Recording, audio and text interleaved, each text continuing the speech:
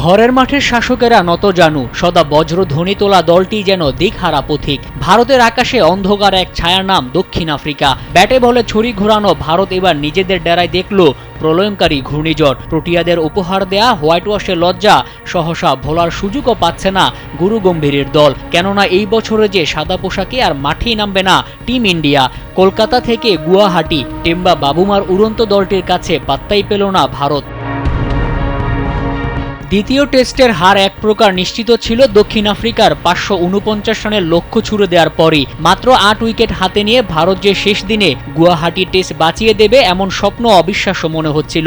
Cricket অনিশ্চয়তার খেলা বলেই টিপটিপ করে জ্বলে থাকা প্রদীপের আলো দিনের শুরুতেই নিভে গেল।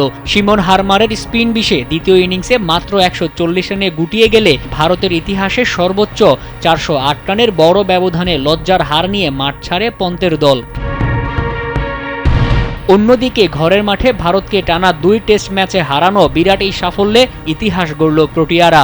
বাবুমার নেতৃত্বে 25 বছর পর প্রথমবার ভারতের মাটিতে টেস্ট সিরিজ জয়। অধিনায়ক হিসেবে অপরাজিত থাকলেন বাবুমা। 12 টেস্টে এটি তার 11তম জয়। পুরো সিরিজ জুড়ে ছিল প্রোটিয়াদের আধিপত্য। ভারতকে মাটিতে নামিয়ে যে যন্ত্রণা উপহার দিয়ে গেল আফ্রিকার দেশটি, সে ক্ষত সাদা বলে পূরণ করতে পারে কিনা ভারত, সেটাই এখন দেখার অপেক্ষা। মোহাম্মদ মাসুম, কালবেলা।